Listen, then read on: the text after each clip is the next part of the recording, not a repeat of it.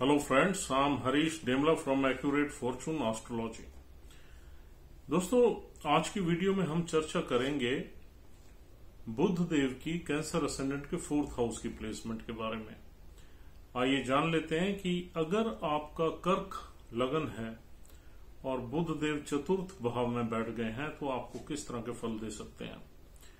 देखिए दोस्तों, बुध देव cancer ascendant में एक मारक ग्रह की तरह हम देखते हैं, क्योंकि इनके पास दो ही हाउसेज हैं, एक 12th है और एक 3rd है, और ये दोनों ही हाउसेज थोड़े से अच्छे नहीं माने जाते। और अब बुधदेव चौथे घर में आ गए। चौथा घर बहुत ऑस्पिशियस घर है, तो एक मैलेफिक हाउसेस का लॉर्ड जब भी 4th हाउस में बैठ जाता है तो कुछ न कुछ प्रॉब्लम्स 4th हाउस में हमें मिलती हैं।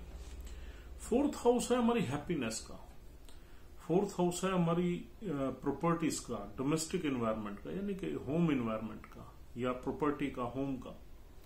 और 4th हाउस है गाड़ियों का, सुखों का, कन्वीनियंसी का, और हमारी इमोशंस का, हमारी सेंटिमेंट्स का, और हमारी इंटरनल हैप्पीनेस का। और 4th हाउस में अगर बुध देव आके बैठ जाएंगे तो सबसे पहले हमारे डोमेस्टिक एनवायरनमेंट में कुछ न कुछ स्ट्रेस रहेगा, कुछ न कुछ अशांति रहेगी, कुछ न कुछ प्रॉब्लम्स रहेंगी। और हम अपनी कन्वीनियंसी को, यानी कि अपनी जो फैसिलिटीज है जो 4th हाउस से मिलती हैं, यानी कि हमारा घर है या हमारी कन्वेंस है, जैसे गाड़ी है, 2 व्हीलर है, 4 व्हीलर है, लग्जरी कार्स है, इसको जब भी हम लेंगे हम बहुत एनालिटिकल हो जाएंगे, क्रिटिकल हो जाएंगे। हम उसकी उन चीजों की प्रॉपर यूटिलिटी के बारे में बहुत ही डिटेल्ड ओरिएंटेड एक थॉट प्रोसेस से डिस्कशन करेंगे। हम ये भी देखेंगे कि हम इन पे इतना पैसा खर्च कर रहे हैं, इसकी जो वैल्यू है, रिटर्न है, वो हमें क्या मिलेगी, इसके बदले हमें कितना सुख मिलेगा, कितनी, अगर कोई हम मकान ले रहे हैं तो उस मकान के बारे में हम बहुत ही डिटेल में, डेप्थ में जाएंगे। और अगर हम कोई गाड़ी ले रहे हैं तो उस गाड़ी को कई दूसरी गाड़ियों से कंपेयर करेंगे, उसकी एफिशिएंसी देखेंगे, उसका इंजन देखेंगे, उसकी लुक्स देखेंगे, उसकी स्पीड देखेंगे, उसकी एवरेज देखेंगे। तो we will become very critical at the time of buying this sort of facilities for अस।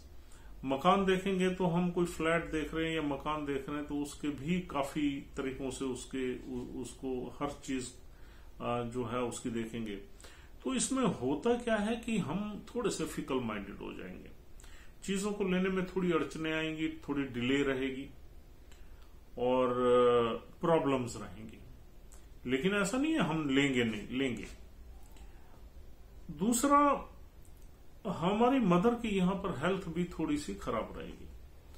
अब 3rd हाउस स्ट्रगल का है, हमारी मदर की लाइफ में कुछ स्ट्रगल रह सकता है, कुछ हार्डशिप रह सकती है, कुछ ऑब्स्टेकल्स रह सकते हैं, और कुछ स्ट्रेस लेवल रह सकता है। मेंटल पीस में थोड़ी सी यहां पर दिक्कत रहेगी, क्योंकि 12वां घर इन्वॉल्व है। 12वां घर खर्चे का है, हमारे डोमेस्टिक एनवायरनमेंट में खर्चे भी काफी होंगे, और वो खर्चे कुछ कंस्ट्रक्टिव एरियाज में नहीं होंगे, कुछ अनवांटेड खर्चे होंगे, कुछ बीमारियों से रिलेटेड, कुछ ट्रैवल से रिलेटेड, अननेसेसरी ट्रैवल से रिलेटेड, क्योंकि तीसरा घर भी ट्रैवल का है, 12th हाउस भी ट्रैवल्स का है, तो ट्रैवल से रिलेटेड खर्चे ज्यादा हो सकते हैं। और 12th हाउस से बीमारियां वगैरह, हॉस्पिटलाइजेशन भी देखते हैं, उसके खर्चे भी हो सकते हैं। हम कहीं ना कहीं इस प्लेसमेंट से ये हमें अपने घर से दूर ले जाएगी। We are suppose to settle either in other state और इन अदर कंट्री, तो अगर हम घर से दूर जाएंगे तो ज्यादा ठीक रहेगा। और दूसरा, अगर हमारा कोई भाई या हमारा कोई हमारी संतान में से कोई इंसान बाहर सेटल्ड है तो उससे हमें फायदा मिलने के चांसेस रहेंगे। और हम खुद भी सेटल हो सकते हैं, बाहर सेटल हो सकते हैं। अगर हम बाहर सेटल हो जाते हैं तो फिर यहां पर हमें काफी हमारी चीजें ठीक हो जाएंगी और मेंटल हैप्पीनेस का योग बनता है। और यही शुक्र की राशि यहां पर पड़ी हुई है, 7 नंबर शुक्र की राशि है। और अगर शुक्र देव ही 12th हाउस में चले जाएं तो ये एक पक्का विदेश की सेटलमेंट का योग बना देंगे। अगर यहां पर बुध जिस नक्षत्र में बैठा है उस नक्षत्र का लॉर्ड ही वहां बैठ जाए, 12th हाउस में बैठ जाए, तब भी हमें ये एक योग बना देंगे। लेकिन 12th हाउस में 3 नंबर राशि है, वहां आपने ध्यान रखना कि जो भी प्लैनेट बैठे वो अर्द्रा नक्षत्र में नहीं होना चाहिए। अर्द्रा नक्षत्र में अगर वो प्लैनेट बैठ जाए जो कि बाहर जाने का योग बना रहा है, तो बाहर जाके हमें कई तरह की ट्रबल्स फेस करनी पड़ती हैं और हो सकता है हम वापस भी आ जाएं। तो वो आपने ध्यान रखना है। वहां पर 2 और भी नक्षत्र हैं, उसमें अगर वो बैठ जाए प्लैनेट तो ठीक है। अर्द्रा में बैठ जाए तो आप बाहर जाने का विचार थोड़ा सा आप सोच समझ के लें।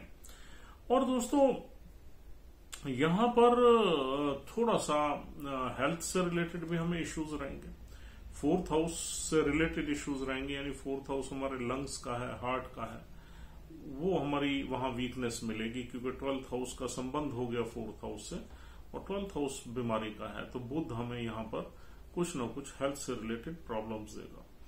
और दूसरी चीज ये है कि यहां पर हमारे खर्चे ज्यादा रहेंगे, ट्रैवल ज्यादा रहेगा, बीमारी के खर्चे हो सकते हैं, घूमने फिरने के हो सकते हैं, अनवांटेड ट्रैवल्स हो सकते हैं, हमारी लाइफ में struggle travels, short distance travel या लॉन्ग डिस्टेंस ट्रैवल ज्यादा हो सकते हैं। हमें यहाँ पर अपने छोटे भाई बहनों से हमारे रिलेशनशिप मोर और लेस ठीक चलेगी क्योंकि शुक्र की राशि है और चौथा घर है। तो जब तीसरे घर का स्वामी चौथे घर में आ जाता है तो कुछ न कुछ हमारी हार्टी रिलेशनशिप्स चलती हैं। और 12th हाउस से हम देखते हैं बैड प्लेजर्स, और 4th हाउस हमारी फीलिंग्स का है। तो हम कहीं ना कहीं यहाँ पर अगर हम कुछ प्लेजर्स में यानी कि फिजिकल प्लेजर्स में आते हैं तो हमारा ब्रेन एक्टिव रहेगा, will not be able to enjoy our pleasures fully in this house. चाहे हमारे रह सकते हैं लेकिन कहीं ना कहीं ब्रेन का इन्वॉल्वमेंट रहने से उन चीजों को हम अंदर से इंटरनली एंजॉय नहीं कर पाते। और 12th हाउस से हम देखते हैं कि कोई एनजीओ है, कोई रिलीजियस प्लेस है, कोई स्पिरिचुअलिटी है, ये सारी भावना इस इंसान के दिल में रहेगी, यानी कि मन में रहेगी। He can be spiritual, he can be a part of any philosophy, he can be a part of any religious activity or spirituality, or he can be a member of any NGO or any body which is a little bit spiritual or religious। तो ये वाली सारी चीजें भी यहाँ पर मिलेंगी। और दोस्तों 12th हाउस बहुत अकेला है, अकेलेपन का हाउस, सॉलिट्यूड है, अकेलापन है। और यहाँ ये इंसान थोड़ा सा अंदर से अकेला फील करेगा क्योंकि 12th हाउस की एनर्जी 4th हाउस में होगी। 4th हाउस हमारी फीलिंग्स का है, हमारी हार्ट का है, हमारे दिल का है, हमारी सेंटिमेंट्स का है। और 12th हाउस का लॉर्ड बुध जो है ये यहाँ कुछ न कुछ अकेलापन भर देगा इंसान। ये इंसान चाहे बात जितनी भी करे थोड़ा सा क्रिटिकल होगा, थोड़ा एनालिटिकल होगा, चीजों को बड़ी आसानी से नहीं मानेगा और कहीं ना कहीं आर्ग्यूमेंट्स वगैरह में भी पड़ेगा। और कभी कभी ये प्राइवेट या प्राइवेसी वगैरह को लाइक करेगा। अब यहाँ पर बुध की जो ओरिजिनल अपनी क्वालिटीज हैं वो यहाँ इस इंसान को जरूर मिलेंगी। एजुकेशन में ये इंटेलिजेंट होगा, इमेजिनेटिव होगा, एनालिटिकल होगा, तो इसकी एजुकेशनल ट्रैक अच्छा रह सकता है। एटलीस्ट प्राइमरी एजुकेशन यानी कि up to 12th standard education इसकी बहुत अच्छी रहेगी। उसमें कुछ प्रॉब्लम्स बेशक रहें, लेकिन फिर भी बुध जो है वो अपना जो कारक है स्टडीज का, एजुकेशन का कारक है, तो वहां पर इंसान को इंटेलिजेंट बनाएगा, इमेजिनेटिव बनाएगा, टॉकेटिव बनाएगा, लॉजिकल बनाएगा, ब्रिलियंट बनाएगा। और दोस्तों ये इंसान पढ़ाई लिखाई के लिए विदेश में जा सकता है क्योंकि बुध जो है एजुकेशन का कारक है और 12th हाउस का इन्वॉल्वमेंट है 4th में। तो पढ़ाई लिखाई के लिए ये अर्ली एज में यानी कि टीन एज में he can also go to foreign land और any other state for his education, चाहे ये टेक्निकल एजुकेशन ले या कोई भी एजुकेशन ले, लेकिन ये अपनी स्टेट से दूसरी स्टेट में जाके एजुकेशन लेगा। और अगर दोस्तों यहाँ पर शुक्र बैठा हुआ है तो फिर ये घर और भी ज्यादा अच्छे रिजल्ट्स दे सकता है आपको क्योंकि शुक्र अपनी राशि में आ जाएगा। तो बुध की जो थोड़ी सी डेफिशिएंसी यहाँ पर मिलती है हमें वो उनको शुक्र कवर कर सकता है। तो दोस्तों यहां पर बैठा हुआ बुध 10वें घर को देखेगा। 10वें घर में 1 नंबर राशि पड़ी हुई है मंगल देव की। तो यहां पर इंसान प्रोफेशनल परस्यूट्स में अच्छा ही करेगा, यानी कि he will apply his mind and knowledge and education in his professional life. ये तो हो गया 10वां घर। उसका सोशल स्टेटस भी ठीक होगा, सोशल रेपुटेशन भी ठीक होगी और अपने काम को भी ठीक तरीके से अपने इंटेलिजेंस से यहां पर इंसान जो है एग्जीक्यूट करेगा और बड़े लोगों से भी उसके ताल्लुकात ठीक रहेंगे। अब दोस्तों यहां देखते हैं हम नक्षत्र कितने मिलते हैं। यहाँ 3 नक्षत्र मिलते हैं। पहला नक्षत्र है चित्रा। चित्रा नक्षत्र के 2 चरण हैं, तीसरा और चौथा चरण। और चित्रा नक्षत्र मंगल देव का है। अगर मंगल देव के नक्षत्र में यहाँ बुध बैठे हुए हैं और मंगल की प्लेसमेंट कहीं अच्छी है इस चार्ट में, मंगल तो वैसे योग कारक प्लैनेट है, मंगल की प्लेसमेंट अच्छी है तो ये बुध हमें अच्छे भी काफी रिजल्ट्स दे देगा। और अगर मंगल यहाँ पर इल प्लेस्ड है, नीच का आ गया है, 12th में चला गया है, अर्द्रा नक्षत्र में आ गया, मूला में आ गया, तो यहाँ पर रिजल्ट्स खराब ही मिलेंगे। और दोस्तों दूसरा नक्षत्र मिलता है स्वाति नक्षत्र, जो राहु देव का है।